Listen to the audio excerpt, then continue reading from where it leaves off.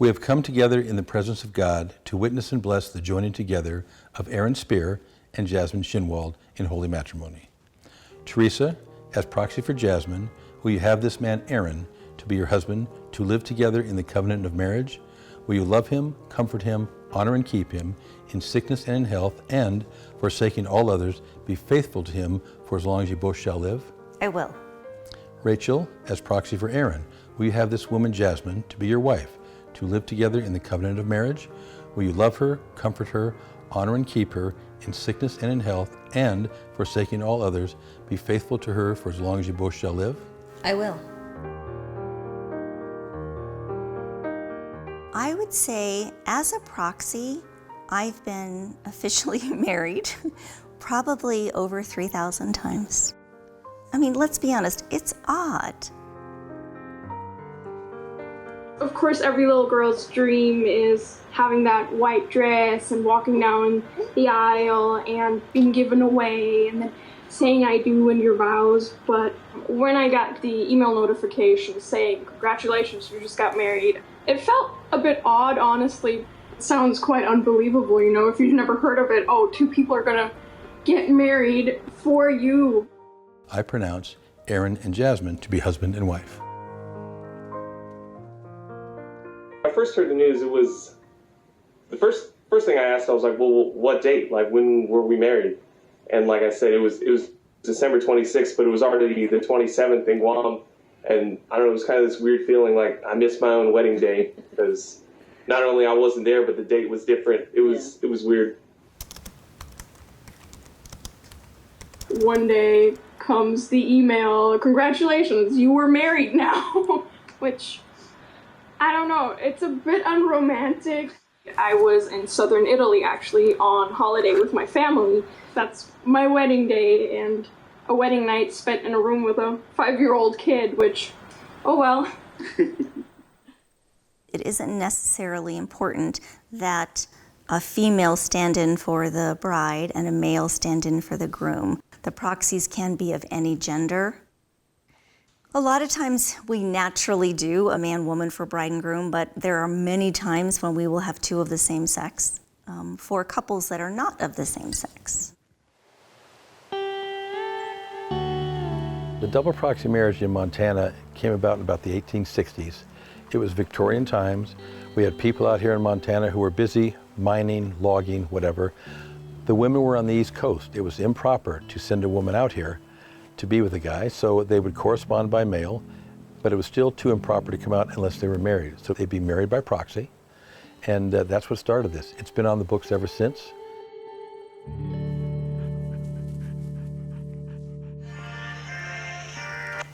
Armed Forces Proxy Marriage is... How you doing, man? You told me to call back 15 seconds. I sure did. Thank you so much. How can I help you? Yeah, it's actually a thing. And really, it's people in your situation. Yeah, I can have you married by Friday without any problems. And I was looking for ways to get married, and this kind of popped up. We get a lot of calls of people saying, this can't be true. I've heard about it. It has to be a scam. So we actually met online. I was in South Carolina as part of my Navy training, and she was in Florida going to school.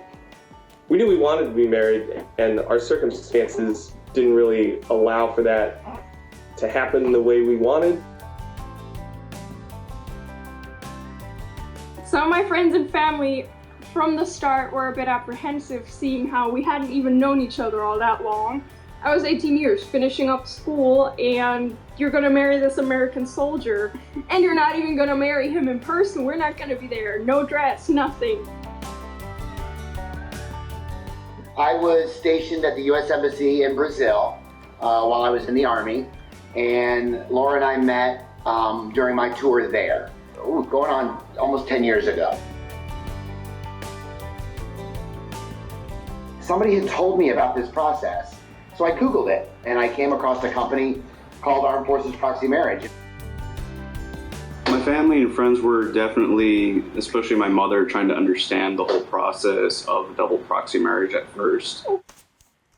We'll tell them about the process, that it's not an internet marriage, that it's a legal marriage. Your marriage certificate is exactly the same as if you came to Montana and got married. There's nothing different about it. The only difference is you physically don't come here, which is why it is for our military only. It doesn't apply to anyone else. With the circumstances of him being in the military, I'm a European citizen, it would have just been difficult to even live together. We kind of had to find an alternative, and the double proxy was just perfect. And now they can actually be together, which wasn't going to be possible. I mean, that's one thing about the military. If you're a girlfriend, you're nobody. If you're a fiance, you're nobody. They don't recognize you unless you're married. So, it allows them not only for insurance and for housing, but they actually get to be together. Like in our situation, it would have been really hard to do a traditional wedding, and we really just wanted to be together. And so having the possibility of a double proxy just made our lives a lot easier. I was going back to Brazil. I was trying to get back there about once every 3 months. It was very, very costly. It's a very good chance that we would have never made this work. Long distance is tough. Over all the marriages we do, I think these are just young kids in love. These people aren't earning a lot of money. It can be very, very good for them. Fast forward 2 weeks later, and I present this option to my bride, who is, 6,000 miles away, and she laughed, as she's doing right now. That's easy. I love it. She thought it was a great idea, but of course, the first question that always comes up is it legal?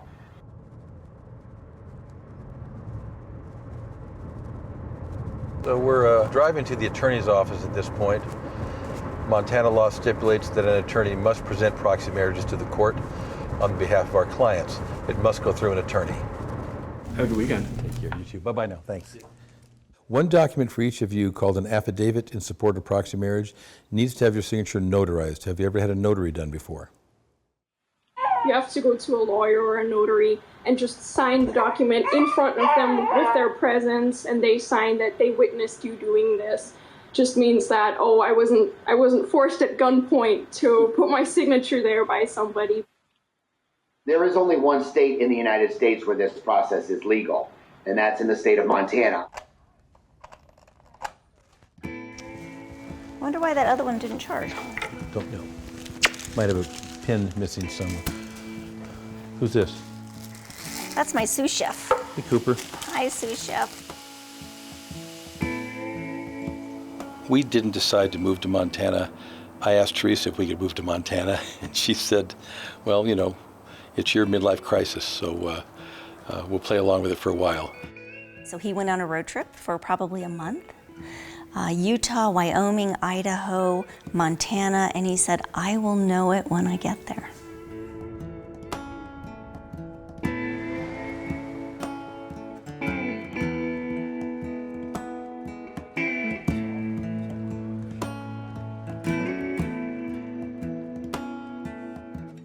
Didn't know where I was, and I said, I'm home. So I called Teresa, said, please fly up. And she looked around and said, it's beautiful. And I just remember standing in the forest, looking at trees, going, all right. I mean, I couldn't visualize a home. It was just a forest, but he could.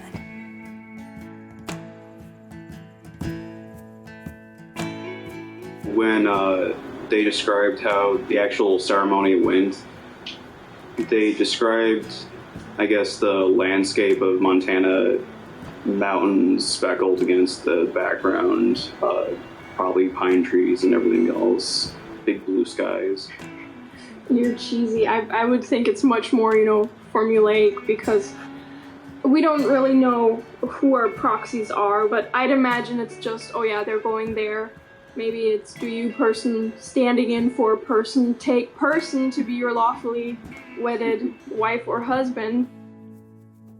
Our fee is $750 for the proxy marriage, and we have a 5-day guarantee that we'll have you married in 5 business days from that point. During a typical proxy marriage, there's 3 people present, a minister or officiant, and 2 proxies. Anyone can be a proxy for a wedding. So we have several that we use. We have some that are regulars and some that we just use occasionally. Rachel is somebody that we use much more often. She's a very big part of the business. When we go away, she takes care of the business for us. Did he get it? My husband Steve, I don't think he thought it was weird at all, because I'm not getting married. I'm standing in for someone because they're not here and they can't say the words themselves. I'm saying the words they would be saying. So he and I in no way feel that I'm like getting married, on different days of the week.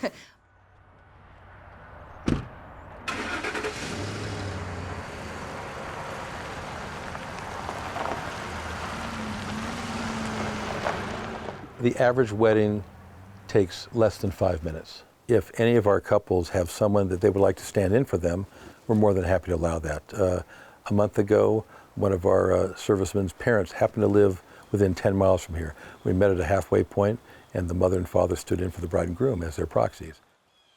In the beginning, it feels a little strange to have Tom, my husband, sort of marrying me through proxy to a good friend of mine. And I think in the beginning it did feel a little awkward and sort of uncomfortable, and you really listen to the words. And I don't know how you felt about it. Now, it doesn't affect me at all. I mean, I never thought I was marrying Joe, but it did strike me as being odd. We have come together in the presence of God. Teresa, as proxy for Elizabeth, will you have this man, Michael, to be your husband? I will. He's groom, your bride. Okay. Joseph, as proxy for Ryan, will you have this woman, Jacqueline, to be your wife? I will. I will. I will. I will. I will. What are you talking about? Will you love her, comfort her, honor and keep her, in sickness and in health, by the power vested in me by the state of Montana, I pronounce Ryan and Jacqueline to be husband and wife. It definitely wasn't the white wedding I was assuming was going to happen, but I think all of the same feelings were still there. We get the certified copies of the marriage certificate back from the court. We will scan and email them to you. Either way, you're stateside, you're going to have it 2 days in your mail. And then we received this beautiful certificate of marriage that was issued by the state of Montana. So if you look at this, there's nothing on it that says double proxy marriage, and we weren't there. It's a legal marriage license and marriage certificate. Boys, little man, read the ball, Clancy. When Teresa and I were married, it was not too different than these proxy marriages. We were actually present, but it was about as sparse as far as the population of people who were there. We had to go to LA County and get marriage license done there, then drove to my cousin's house. Her husband was a minister. He did the ceremony, and also there was my other cousin and aunt and uncle. The intimate. That was very sweet. It was great. Turned around, drove back, went to Cheesecake Factory for dinner, went to a movie, whatever it was, I can't remember. I was going to ask you if you remembered what the don't. movie was, because you had remembered once. Yeah, I had at one point. And Right. I'm sure it was not a chick flick usually. It was an action movie, It had to be an action film.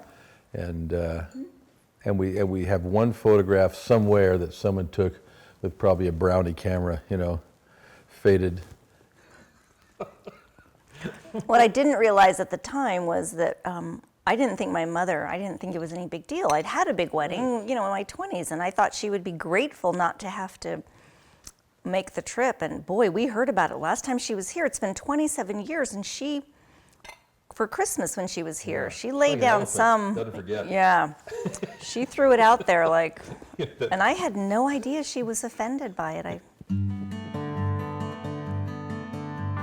arrived in Brazil. Laura met me at the airport, and we literally went directly to a jewelry store. We bought wedding rings, and then Laura has a very good friend who is a pastor in a church, and we went to meet with Laura's friend who blessed our rings and did sort of an informal official religious ceremony there in her office. Well, we never actually did anything special to, commemorate that we got married. I remember we ordered our rings online, actually, And the day they came, when we exchanged the rings and put them on each other, we just, said our promises and vows to each other. But that was in our living room, all in private. Ryan. Our wedding was, well, I think it's the epitome of a Montana wedding. I wore cowboy boots. I got thrown up on a hay bale for pictures. We were in the middle of a huge hayfield. It was a beautiful day and had the Flathead Lake in the background, and over 300 people attended. And I feel like a proxy marriage is no different and just as important as a wedding you have at a church or in a field like we were.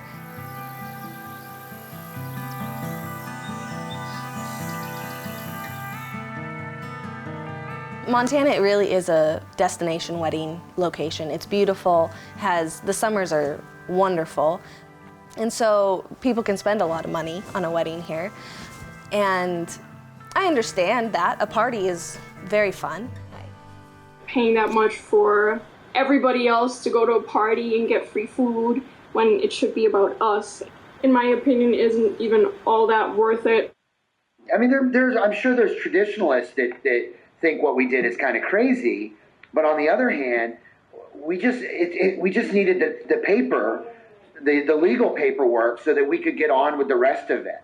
Laura and I live a very good life because of the steps that we chose to take. She's my best friend, she's my partner in life, and it didn't really matter to me, what paperwork or what setting it took place in. I knew that she was the one for me and I wanted to be with her.